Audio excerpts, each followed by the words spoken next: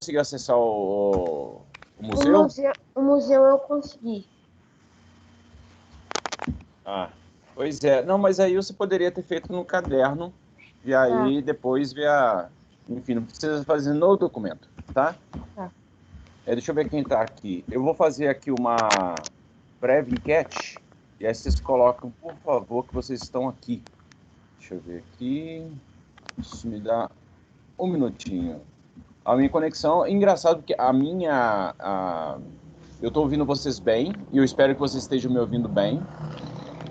Eu estou num outro local aqui em casa e aí eu estou na área, na verdade. E aí, se vocês ouvirem uns barulhos de carro, desconsiderem, tá? Edmar? Sim. Se você conseguir aproximar um pouquinho mais seu microfone, fica melhor, porque seu som tá um pouquinho baixo. Pra mim tá baixo, não. Um momento. Pra mim o seu áudio tá muito normal. Pra mim também. Ah, que bom, então. Agora ficou melhor.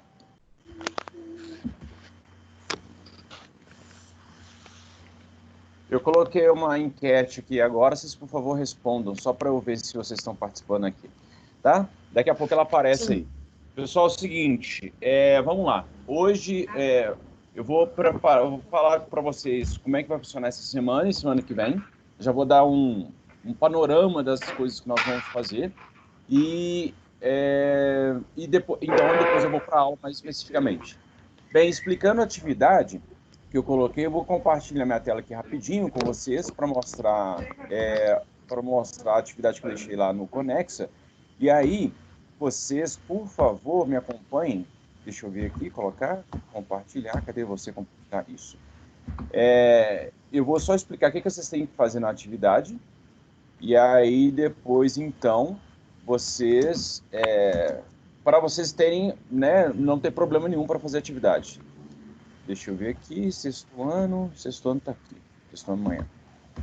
Eu coloquei ali uma fotinha bonitinha, e aí nas atividades do dia 8/6, o que vocês têm que fazer? Eu coloquei um vídeo aqui, e nesse vídeo eu explico o que vocês têm que fazer no dia de hoje, tá? Então eu fiz um videozinho explicando o que eu estou explicando agora. Então não tem dúvida a respeito das atividades do dia 8/6. Além disso, eu coloquei também aqui a atividade 16, são as orientações, que é a mesma coisa que está no vídeo. Está no vídeo, está nas orientações. Além disso, coloquei aqui o gabarito da lista 14, que era a lista que eu tinha colocado anteriormente semana passada, e essa aqui é uma tabela. A tabela você tem que colocar informações, vou mostrar ela aqui também, informações sobre os povos que nós estudamos. Ela está abrindo aqui. E aí essa tabela você tem que pesquisar. Muitas informações você consegue encontrar no livro, no capítulo 3. Algumas informações você vai ter que pesquisar o material que eu já disponibilizei a partir do dia 4 de maio. Então, a partir do dia 4 de maio tem texto, tem aula, e aí tem muito material para aprender isso aqui. Pode pesquisar na internet também? Pode pesquisar na internet também. É mais do que recomendável, na verdade, que você faça pesquisa na internet, tá? E aí você vai colocar aqui a localização geográfica, não coloca Mesoamérica, não. Edmar, sim. Eu não tô vendo nada. Eu fiz igual a aula passada, eu não tava vendo nada, tá tudo preto pra mim. Sai e entra de novo, por favor. Tá bom. Tá? O que eu estava dizendo, então, é que você precisa especificar a questão da localização geográfica. Pessoal, desliga o microfone, e aí quando tiver... Tem microfone ligado aí. Desliguem os microfones, desculpa, mas... porque eu não quero restringir o acesso de vocês à aula, não, porque senão a gente perde essa interação, que essa interação é importante. Tá? Então aí, quando tiverem dúvida, faz igual alguém aqui colocou já a mãozinha. Eu acho que foi o... Não, já tiraram. Mas, enfim. O que eu estava dizendo é que vocês precisam especificar as informações. Façam a pesquisa na internet, seja lá o que for, e aí depois vocês coloquem especificamente, enfim, Olmecas. Olmecas estavam em que região da Mesoamérica? Economia e por aí vai, tá? Essa tabela é muito importante para uma atividade que a gente vai fazer nos próximos dias. Então, façam ela com bastante cuidado. O gabarito já vai estar lá amanhã, portanto, para vocês corrigirem, para tirarem qualquer dúvida, porque nós teremos... não, minto. Nós teremos 2 lives essa semana, se eu não estiver enganado. Nós teremos 2 lives por semana, e aí nós teremos mais uma live. De qualquer modo, eu vou já colocar o gabarito lá, e aí a gente avança no conteúdo e corrige as dificuldades que nós tivemos em relação à tabela. Tá bom? Deixa eu descompartilhar aqui. Pessoal, alguma questão? Então, o que vocês têm que fazer hoje, basicamente, é participar da live e fazer a tabela lá. E para fazer a tabela, precisa fazer muita pesquisa. Beleza? Beleza. Beleza. Então, vamos lá. Seguinte, alguém quer falar alguma coisa? Eu, o Enzo. Pode falar, Enzo. Aqui, assim, antes dessas aulas do recesso e da semana anterior do recesso, que a gente não teve, eu já li 5 livros. Quais livros você leu? Eu tô no Rangers ainda, eu tava no 3º, agora eu tô no 8º. Nossa, Deus. Muito bom, viu? Eu tô lendo um monte de livro aqui, mas eu não tô com eles aqui. Como eu vim aqui para fora, então eu não tô com eles aqui, não. Depois eu mostro para vocês. Guilherme, pode falar, Guilherme. Edmar, só para te falar que o livro que você pediu, Pequena História do Tempo, encomendei, ele chegou aqui, ó.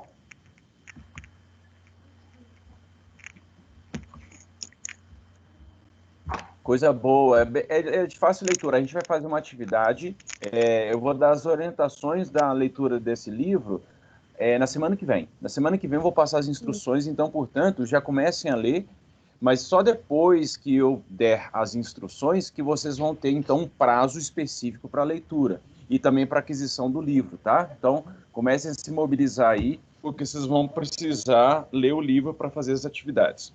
Sim, Bernardo, eu vou começar... diga. Pode falar, Guilherme, pode concluir. Eu vou começar a ler ele hoje, porque eu já estava lendo outro livro. Beleza. Fala, Bernardo. Edmar. Bernardo levantou a mão primeiro aqui. Edmar. Sim. Nas férias, no recesso, né? Eu coloquei muita coisa que estava atrasada em dia. E uma delas foi algumas atividades de história que eu não tinha feito. Eu achei muito legal aquele jogo de bola mesoamericana. Tipo, ver sobre ele, estudar sobre ele. Aquilo é muito legal, né? Mas aquilo ali tem, entre os maias, eles faziam sacrifícios das pessoas. Entre os aztecas era só uma celebração. Mas até hoje, se você for ao México, eles fazem uma simulação daquele jogo. Aliás, eu coloquei, se eu não estiver enganado, eu coloquei um vídeo lá para vocês, mostrando como é que eles jogavam. Era dificílimo o jogo. Elas tinham que acertar um aro muito alto, assim. Enfim, os povos mesoamericanos, de uma forma geral, eles tinham uma vida muito conectada com os seus deuses. Os deuses estavam muito presentes na vida deles. Então, toda e qualquer coisa que eles faziam de forma coletiva era para celebrar essa relação com os seus deuses. O que é engraçado é que é o seguinte, eu estou vendo aqui o Pedro com os Avengers, Avengers, lá atrás dele, e o Thor, né? O Thor é da mitologia nórdica. Bem, acontece que a gente sempre faz muita celebração das mitologias europeias em detrimento de outras mitologias. A gente fala muito da mitologia grega, da mitologia egípcia, egípcia um pouco, mas a mitologia romana e as mitologias nórdicas. Mas eles são muito parecidos com as mitologias mesoamericanas, pelo menos em termos de poder, sabe? a capacidade que eles têm. Mas as mitologias mais parecidas são as mitologias africanas e as mitologias nórdicas. Tem o Thor, que é o deus do martelo lá, o deus trovão, sei lá, eu não entendo nada de mitologia nórdica, vocês podem inclusive dar aula depois, mas as mitologias africanas, os deuses têm os mesmos poderes desses outros deuses aí. Enfim, então, portanto, a gente tem que conhecer para justamente não cometer um pecado muito comum que as pessoas fazem, que é do preconceito. Por quanto mais conhecimento a gente tem, mais tolerante e menos preconceituoso a gente se torna. Então é importante a gente ter isso mesmo. É claro que grande parte aqui do pessoal, como eu, por exemplo, também sou cristão, mas a gente precisa conhecer as outras culturas para a gente justamente tentar ver o mundo na perspectiva deles. E isso é um exercício maravilhoso. Só um momento. Isso é um exercício maravilhoso, ver o mundo através do olho de outra pessoa. Porque quando a gente faz esse exercício, a gente compreende o mundo de uma forma mais ampla e mais rica. Pode falar, Pedro. Edmar, eu nessa quarentena também, eu estava lendo um livro, mas só que ele é bem complexo, aí eu tô lendo de pouquinho em pouquinho. Eu li o início dele, assim, só o prefácio é do Alquimista. Calma, Tá. acho que não dá para ver aí. Do Paulo Coelho. Aí ele é bem complicado. Aí eu tava lendo o início dele, mas só que aí eu vou continuar lendo ele. Eu achei bem legal. É bem bacana, assim. Então, o final é bem legal, assim. Eu recomendo. Muito bem. Quem quer falar mais também? Você quer falar mais alguma coisa, Pedro? Não. Então tá bom. Mariana. Mariana, tudo bem, Mariana? Pode falar. Eu não tinha levantado minha mão, eu acho que foi um problema, tá? Nosso ouvido. Pode falar, Mariana.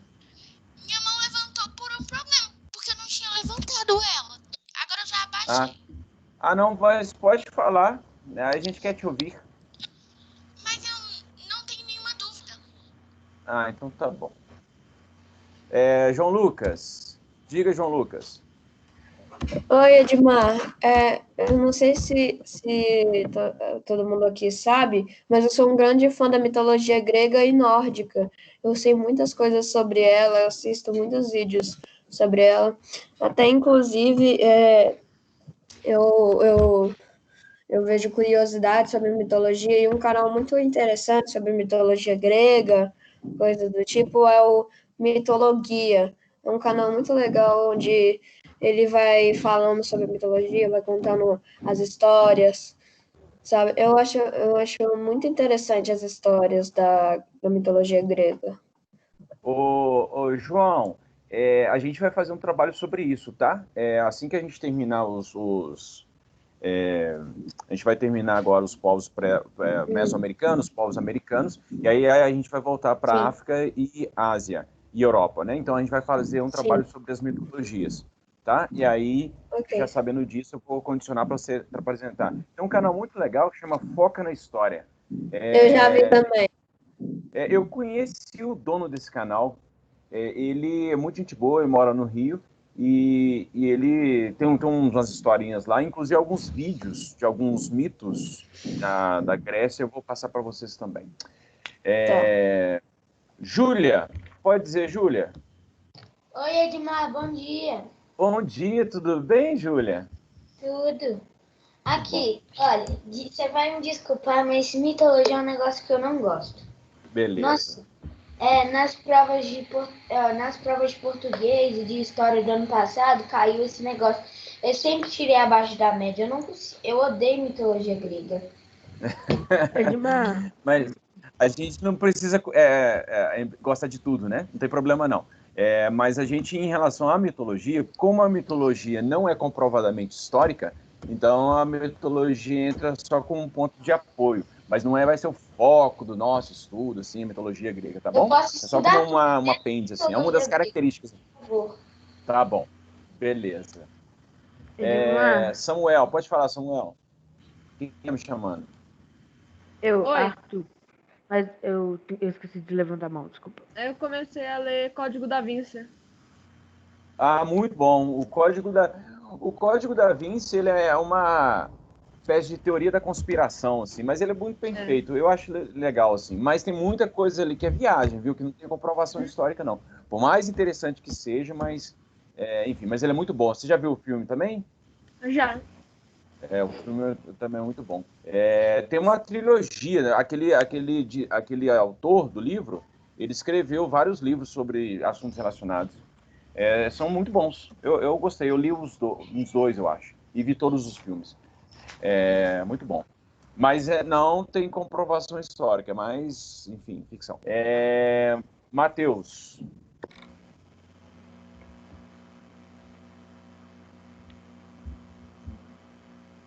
Edmar, eu acho que o Matheus não tem microfone. Ele tá falando lá no chat. Deixa eu ver aqui no chat. Não apareceu ainda para mim, não. É chat ou é chat? Chat, né? Chat. Porque em inglês é chat. Aí a gente portuguesou para falando chat. Não apareceu ainda para mim, não. Depois que quando aparecer, alguém me avisa aqui. Ele disse, eu assisto Se Liga Nessa História. O Se Liga Nessa História é do professor Walter, que é muito bom também. Ele é muito gente boa. Muito bem. Deixa eu ver quem está na ordem. Matheus, Guilherme de novo.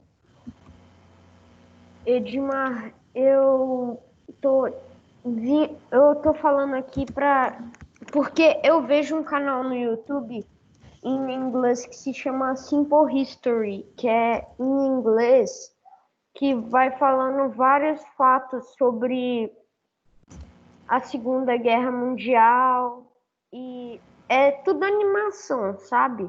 Mas é muito interessante. Tem inclusive várias histórias bem legais. Tem a história de mitologia, tem a história de Roma, tem muita coisa. Eu tenho todos os livros de guerra. A gente, no conhecimento histórico, a gente tem que separar. Tem muita coisa que é curiosidade, porque tem os fatos que são relacionados à curiosidade e tem os fatos efetivos, sabe? Todo mundo que gosta de história geralmente é movido pela curiosidade. Mas aí depois, quando a gente vai analisar com mais cuidado, a gente percebe que os fatos históricos, eles são muito mais dramáticos do que as coisas legais, interessantes. Por exemplo, estamos vivendo, neste momento em que estamos falando aqui, estamos vivendo um fato histórico. Esse fato histórico está impactando diretamente a vida de todos nós.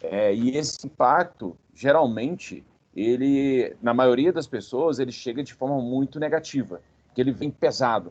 Porque nós tínhamos uma rotina, nós tínhamos uma normalidade que estávamos acostumados, e essa normalidade dava segurança para a gente. Como a gente está vivendo um fato histórico em que a gente não sabe como que vai sair dessa situação e quando vai sair dessa situação, a gente vive numa situação muito instável. A gente vive numa situação de muita preocupação. Então, é uma coisa que eu estou recomendando para todos os meus alunos, é justamente ser bastante uma ferramenta que a história dá para a gente para lidar com o fato histórico, é ser bastante sincero com o sentimento que nós estamos sentindo nesse momento. Ser sincero é fundamental para que a gente dê nome para aquilo que a gente está sentindo. Por exemplo, se eu estou triste, eu não posso me enganar dizendo, não estou triste, não. Enfim, eu tenho que ser sincero, dizer e assumir que estou triste. E por que a gente faz isso? É justamente a partir da consciência da tristeza é que eu posso entendê-la, é que eu posso dar um nome para ela. Se eu não nomeio esse sentimento e deixo ele me consumir completamente, ele me domina. Então, eu não posso, de forma alguma, me permitir que um sentimento negativo me domine. Portanto, a gente tem que ter uma postura altiva diante daquilo que nós sentimos e diante daquilo que está acontecendo com a gente. O que é uma atitude altiva?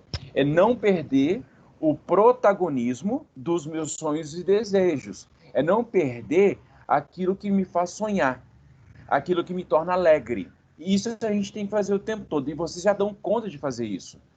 É fazer as coisas que fazem bem para vocês. não ter medo de dizer, por exemplo, aqui em casa, eu, meus filhos e minha esposa, a gente tem sido muito sinceros uns com os outros. Principalmente naqueles sentimentos que a gente mais gosta assim, de dizer. Então, a gente não tem medo de dizer eu te amo, eu gosto de você, etc, etc.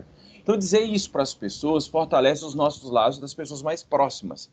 Então, portanto, diante desse fato histórico, que é aterrorizante, porque nos traz muita insegurança, a gente precisa não perder, a gente não pode perder o protagonismo na nossa história, tá? Porque, sendo assim, a gente vai sair mais fortalecido dessa situação, desse fato. Tá? Então, não percam o protagonismo, sejam muito fortes, sejam muito conscientes, sejam muito serenos, muito tranquilos, sejam muito disciplinados com as coisas todas, para que vocês consigam sair dessa da melhor forma possível. Agora é o Arthur. Vai, Arthur. Edmar, eu gosto muito da cultura maia, da cultura egípcia e da cultura grega. Sempre que passa alguma coisa assim no History de noite, nem que seja às 10 horas da noite, eu peço pra minha mãe pra ficar vendo. Aí no intervalo eu faço tudo correndo. No intervalo eu escovo o dente, no intervalo eu troco de roupa, pra eu conseguir ver o episódio até o final. Por isso, quando eu chego na sala no dia seguinte, às vezes eu tô meio cansada e durmo na aula. Certo.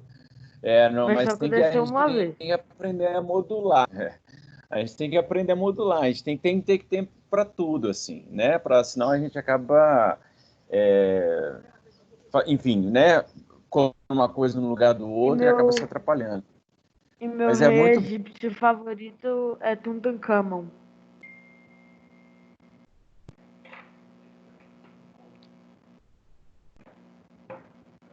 Edmar, não tô conseguindo te ouvir.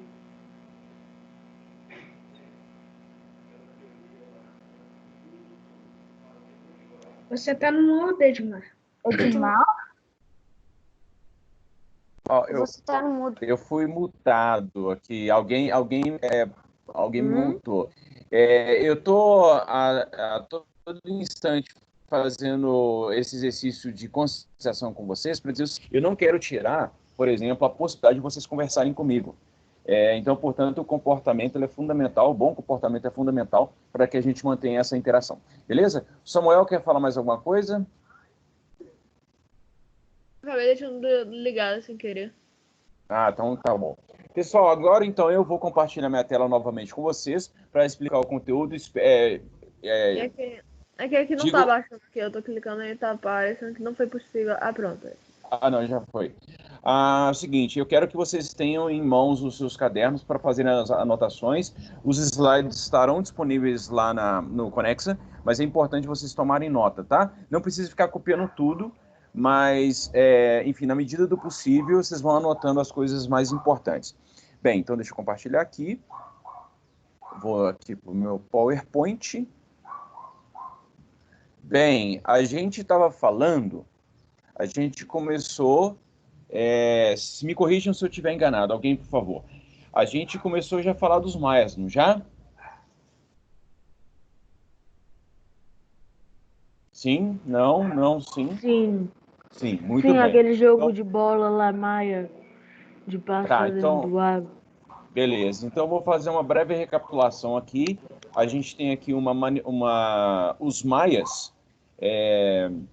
eles surgiram, eles são bem anteriores aos astecas. Eles não são, as pessoas costumam dizer que eles são contemporâneos, não são contemporâneos. Por exemplo, quando os espanhóis chegaram no México, a cultura maia já estava em ruína, as construções estavam em ruínas.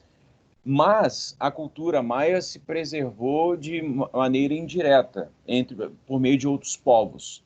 E também influenciou a cultura asteca, né? Mas os maias geograficamente ficavam em um lugar, os astecas ficavam em outro lugar. Muito bem, então o período histórico em que eles viveram é o século VIII. Para vocês terem uma ideia, o século VIII é um período da alta Idade Média na Europa. Então, enquanto os europeus estavam lá vivendo um período muito conturbado, os maias estavam florescendo e construindo uma civilização excepcional, maravilhosa. Os maias geograficamente estão o império, né? O império entre aspas, viu? Eles não fizeram exatamente o império, mas o período em que eles prosperaram, o local em que eles prosperaram foi na Península de Yucatán, que é um lugar belíssimo, que fica ali no Golfo do México, fica ali perto, né, próximo ao Caribe, e é um lugar muito bonito. Nunca fui lá, mas já vi foto. Bem, estima-se que há evidências de que a presença de indígenas, não como civilização, mas como comunidade, há indícios de que os maias, os antepassados maias, ocupavam a região no ano de 1000 antes de Cristo. Então, muito possivelmente, nós tivemos aí quase 2000 anos de cultura maia, antes como tribos, pequenas tribos, e depois como civilização. Diga. Aqui, se você está com os slides, eu, pelo menos, eu não estou vendo. Você não está vendo os slides? Tem mais alguém que não está vendo os slides? Eu acho que sua tela não está compartilhada. Eu também não estou vendo. Ah, tá. Agora está. Não. Agora está compartilhado. Não deu ainda. Daqui a pouco vai dar. Tá bom. 3, 2, 1. Deu. Compartilhou. Muito bem. O que eu estava dizendo, essas informações que estão aqui no slide são as informações que eu estava falando para vocês anteriormente. Então, eu estava dizendo que eles ocuparam a região da Península do Yucatán, que é uma região muito bacana, muito bonita. Há indícios de que eles ocupavam a região já como tribo, não como civilização, porque tem uma diferença. Primeiro, os seres humanos começaram a se organizar em pequenas comunidades e muito tempo depois começaram a se organizar em civilizações.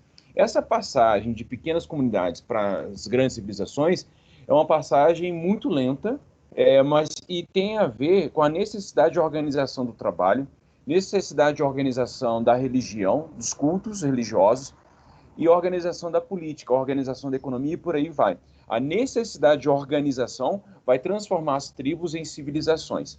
Então, a civilização maia, que teve o seu auge ali por volta do século VIII, isso aí por volta de 700 e alguma coisa, 750, 760 depois de Cristo, já ocupavam a região desde o ano 1000 antes de Cristo. Os maias construíram grandes cidades belíssimas, gigantescas, bem feitas, bem organizadas, muito bem organizadas. Tinha uma cultura militarista. Todos os povos mesoamericanos, de uma forma geral, eles tinham que manter exércitos, porque constantemente eles tinham vulnerabilidade. Eles poderiam ser atacados por outros povos. Lembrando que é o seguinte, todos os povos que já estudamos até agora, olmecas, toltecas, teotihuacanos e por aí vai, a gente sempre fala no plural, porque é um conglomerado de povos. Não existe só um povo. Então, é um centro político ou religioso que engloba vários povos, tá? Bem, os maias tinham o costume de decapitar as pessoas. Uma das formas de decapitar as pessoas ou de sacrificar as pessoas era justamente no jogo da bola, o jogo da pelota, em que as pessoas ali se competiam para se tornar deuses. E aí você pode perguntar assim, alguém pode pensar, nossa, que idiota o cara. Não. Um pecado que a gente tem que evitar a todo custo na história é justamente evitar julgar o passado pelos nossos valores. Naquele momento, na compreensão daquelas pessoas, sacrificar-se era se tornar um deus. Então, era uma honra incomparável. E não era todo mundo que tinha coragem. Então, aqueles poucos que tinham coragem de serem sacrificados, eles eram honrados. A família era honrada, ele próprio se tornava um deus que seria cultuado a partir de então. Então, era o auge da pessoa. Era o auge da coragem da pessoa, enfim. Então, era uma coisa bem positiva na perspectiva dos maias. Bem, eu disse para vocês que o Império Maia, entre aspas, não foi exatamente o Império, porque eles davam bastante... Só um minuto. Um caminhão passou aqui. Eles davam bastante autonomia para as cidades-estados. Diga. Eu não tô vendo os slides, só tô vendo as tuas fotos. Nem eu. Está compartilhada. Eu tô vendo. A tela está compartilhada, então. Para mim aqui está tudo normal, pessoal. A tela está compartilhada, então vocês têm que ver aí a questão. Eu só consigo ver o slide que tá Maias e aí tá no século... Eu tô conseguindo ver, ele tá lá embaixo pra eu selecionar. Eu então, não, já saí da reunião e já entrei de novo e não... Mas você tá me ouvindo? embaixo, do lado direito embaixo, tem um pra selecionar. Olha só. Se vocês estão me ouvindo, então não tem problema, porque depois o vídeo vai estar disponível para vocês lá na pasta, bem como também os slides. Então, tenham calma e aí vão anotando as coisas que eu estou dizendo para vocês. Se vocês estão me ouvindo, é o mais importante por enquanto. Bem, eu estava dizendo que os maias não chegaram a formar um império porque eles se organizavam por meio das cidades-estados. Quem está com o microfone aberto, fecha o microfone. Talvez vocês estejam com dois aplicativos abertos. Então, dá uma olhada nisso aí. Fecha o microfone para não dar eco, tá? Beleza, agora ninguém está com o microfone aberto. Seguinte, eu estava dizendo que os maias não formaram um império porque cada cidade-estado maia tinha uma autonomia. Significa, portanto, que esses centros políticos tinham eles compartilhavam a cultura, compartilhavam a economia, mas eles tinham autonomia política.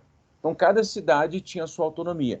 E quando isso acontece, nós chamamos essas cidades de cidades-estado. No português, ele corrige, inclusive aqui no meu corretor me corrigiu aqui. Mas por que a gente chama cidades-estado? Porque estado significa organização política autônoma. Por exemplo, um país. O país é um estado, com E maiúsculo, né? O problema é que no português, estado tanto serve para as nossas unidades federativas, como em Minas Gerais, São Paulo, como serve também para o Estado Nacional, que é o país do Brasil. De qualquer modo, é o seguinte, cidade-estado é uma comunidade política autônoma. É uma cidade que tem autonomia, tem um governo próprio, tem economia própria, por aí vai. E aí compartilha com as outras cidades algumas coisas. Muito bem. Então, os maias não tinham um centro imperial. Cada cidade-estado tinha a sua autonomia. Eles compartilhavam a cultura, a religião e algumas outras coisas. Mas cada cidade era autônoma. Bem, a culinária é a coisa mais legal que os maias têm. Eles cultivavam um monte de produtos que nós cultivamos até hoje. O comércio era uma atividade muito importante, bem como a criação de animais, bem como a agricultura. E aí muitos produtos que nós temos até hoje, por exemplo, abacate, abóbora, cacau, mamão, feijão, batata frita que você vai comer daqui a pouco, nós temos isso por causa do cultivo que era feito também na Mesoamérica. Era muito comum. A batata é um produto, uma cultura agrícola típica aqui das Américas. E os europeus ficaram malucos quando chegaram aqui e viram esse produto que é de fácil cozimento, muito apetitoso, e também é bem fácil, nasce fácil na terra, né? Bem, o algodão e o milho também são produtos típicos aqui. A técnica de produção da agricultura era a técnica da coivara. A coivara, eles faziam um fogo, ateavam fogo na região, e aí depois remexiam a terra, os nutrientes das cinzas acabavam misturando com os nutrientes do solo, e aí por um tempo era bastante fértil a terra. O problema dessa técnica é que ela esgota muito facilmente os nutrientes do solo. Então, assim, foi muito comum a coivara também aqui no Brasil. Os indígenas praticavam bastante o fogo na mata, né? E os maias também. A colheita dos produtos, desses vários produtos, eram feitos entre outubro e novembro, e era bastante celebrado. Eles faziam muita festa mesmo. Tem uma pirâmide maia aqui. A pirâmide maia, ela servia para várias coisas. Servia para armazenar alimentos, para fazer rituais religiosos. às vezes servia de habitação também para os líderes religiosos, mas não era comum se colocar as pessoas mortas dentro das pirâmides. Ao contrário, os sacrifícios de pessoas eram feitos no alto da pirâmide, e aí depois a pessoa é enterrada em outro local. Bem, isso aqui eu já falei. Os maias tinham uma coisa muito legal. Eles eram exímios, espetaculares observadores astronômicos.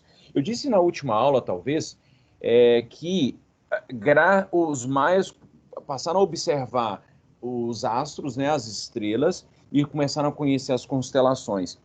E algumas pirâmides foram construídas de acordo com a posição da constelação. Então, você poderia fazer uma correspondência matemática entre a posição de uma determinada constelação e a posição da pirâmide.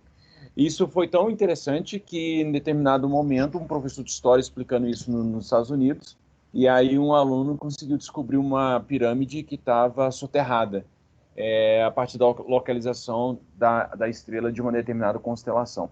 Bem, eles observavam bastante os astros, e essa observação era uma tentativa não só racional, mas também religiosa, para tentar descobrir os segredos divinos. Então, eles investiam bastante. Isso aqui é um observador astronômico. Tem uma construção aqui que eles faziam. E esse observador astronômico, ele se parece bastante com alguns observadores astronômicos feitos contemporaneamente. Então, os caras, eles tinham uma inteligência absurda. Diga. Não é correto falar observatório?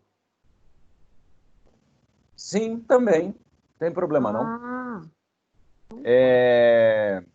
E aí, criaram também, justamente devido a essa observação dos astros, conseguiram faziam calendários, a matemática também foi criada justamente para fazer cálculos, enfim. Eles, inclusive, os maias tinham, enquanto os outros povos não tinham conhecimento do zero, não tinha a racionalidade do zero, do vazio, do nada, né? Os maias criaram um símbolo para representar o zero. Isso aqui é a escrita, é a numeração maia. Então, os maias, eles representavam os algarismos maias, né? Eles representavam os seus números dessa forma, assim. Inclusive, a gente vai fazer uma atividade utilizando os algarismos maias, tá? E aí depois eu mostro para vocês como é que a gente vai fazer isso. Bem, de qualquer forma, então, eles representavam um com um pontinho, dois com dois pontinhos, o 3 com nada, assim. Aí depois 4, quer dizer, aí sucessivamente, mentira. 2, 3 pontinhos, não sei por que está vazio. Era uma atividade. 3, o 5 é um traço, é muito parecido com os algarismos romanos, percebe? Tem uma lógica do algarismo romano que é representar com um símbolo. Então, o 6, a barrinha com um pontinho, o 12, obviamente, então, seriam aqui 2 barrinhas com 2 pontinhos, o 18, 3 barrinhas com 3 pontinhos, e por aí vai. Bem, como é que os maias chegaram, como é que eles declinaram, como é que eles chegaram a uma civilização tão esplendorosa, tão espetacular? Infelizmente, a gente não tem muito tempo de aprofundar, mas estima-se que por volta do ano 900, então o Império Maia, entre aspas, ele deve ter durado entre 2 a 3 séculos no máximo, embora a cultura maia seja bastante antiga, mas como civilização, como império, uns 2 séculos, 3 séculos. Não se sabe por quê, mas a população começou a abandonar as cidades, talvez devido à estiagem, geralmente algum fator climático que explica o declínio de uma civilização. Então, faltou chuva, então eles tiveram dificuldade para fazer o cultivo agrícola. O solo pode ter se esgotado, justamente devido à prática da agricultura de coivara, que eles tacavam fogo, então esgotava o solo muito rapidamente. E quando os espanhóis chegaram ao local, as cidades já estavam em ruínas, mas as influências maias chegaram a outros povos, principalmente os astecas. Beleza? Deixa eu compartilhar a tela aqui. Pessoal, Dúvidas, questões, angústias, medos, comentários? Levantem a mão, por favor, se tiver alguma coisa para falar, para acrescentar. Sim, não, não, sim, sim, não. Beleza. Então, eu tenho aqui mais um tempinho. Vou introduzir de forma muito rápida os astecas, para a gente não perder tempo, aproveitar o máximo possível. Bem, os astecas são maravilhosos, na verdade. Os meus favoritos são os olmecas. Dos povos mesoamericanos, os olmecas, para mim, são os meus favoritos. Não me pergunto por que, não. Eu gosto dos olmecas e pronto. Mas os astecas eram sensacionais. Os astecas fizeram uma civilização. A civilização asteca, ela era muito mais desenvolvida que qualquer civilização europeia, no período em que eles eram prósperos. Cara, as representações, o colorido, as construções, a tecnologia que eles utilizavam, as pirâmides, os ornamentos, a organização política. Teve a cidade de Tenochtitlan, que é hoje o México, a cidade do México, chegou a ter 400 mil pessoas. Isso era inimaginável na Europa. Então os caras eram de uma tecnologia surpreendente, eles eram espetaculares. Bem, o Império Azteca, a gente chama de astecas, mas muitos, inclusive os mexicanos, chamavam esses povos de mexicas. Tanto é que os astecas deram o nome ao país. Então existe uma grande parte do Império Azteca era compreendido pela população mexica. É claro que essa pronúncia nossa é portuguesada. Em espanhol, em asteca, na língua deles, que nem em asteca, é uma língua, tem um nome específico, mas a pronúncia deles é completamente diferente do que nós pronunciamos, tá? Mas os caras dominaram grande parte ali da região da Mesoamérica, eram povos extremamente militarizados também, dominavam muitos povos por meio de guerras, tinham muitos rituais, inclusive se tornar um guerreiro entre os astecas era uma prova de fogo terrível. Estão ouvindo um cachorro latindo aí? Sim. Sim, Edmar. É seu? Sim. Não, é do vizinho. E o cachorro fica latindo pro vazio, dá até medo de olhar, porque ele fica olhando pro nada, assim, e latindo. Dá muito medo. Bem, os astecas, então, eram extremamente guerreiros, extremamente beligerantes, eram grupos extremamente articulados, e para você se tornar um guerreiro asteca, você tinha que passar por um ritual, mas quando você se tornava um guerreiro asteca, você tinha uma distinção social muito interessante.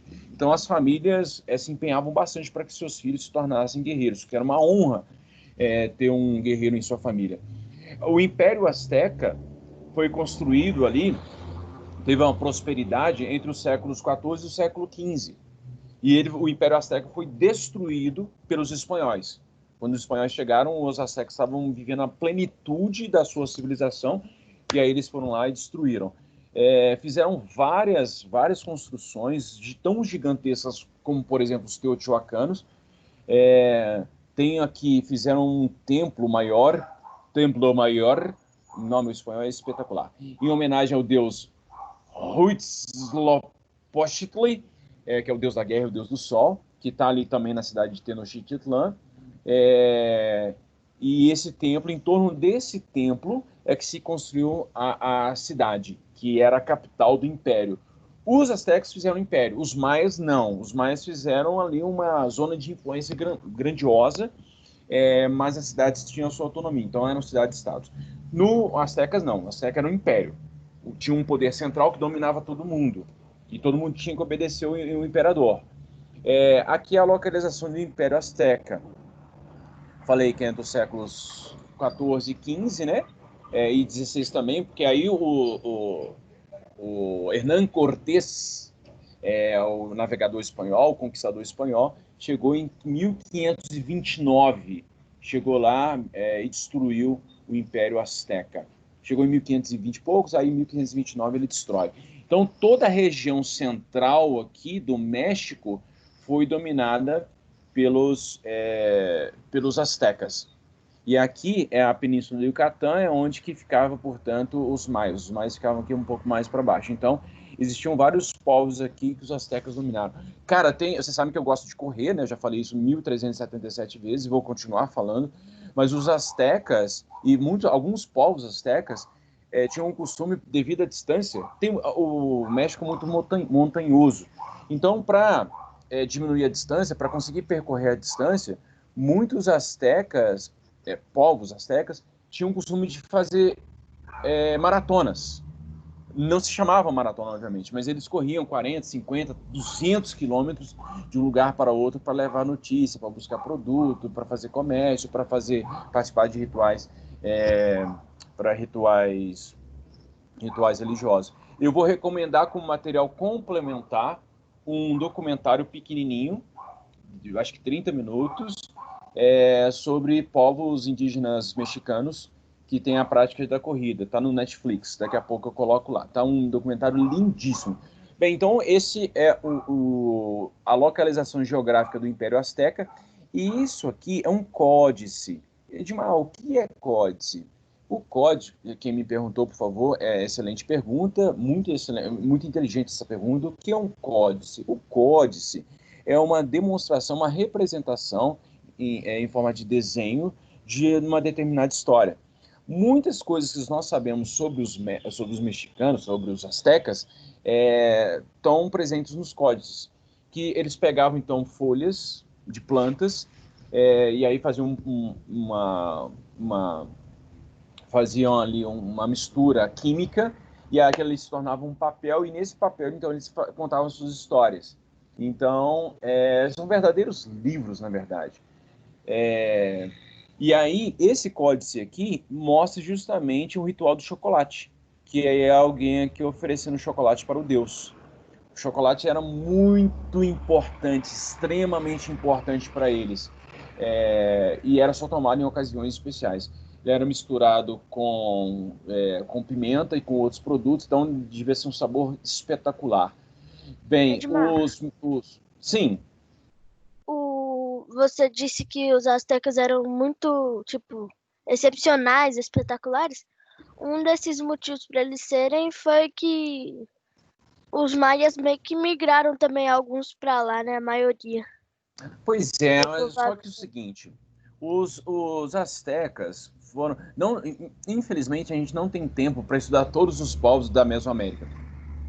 Mas a cultura maia chegou para os astecas de forma indireta.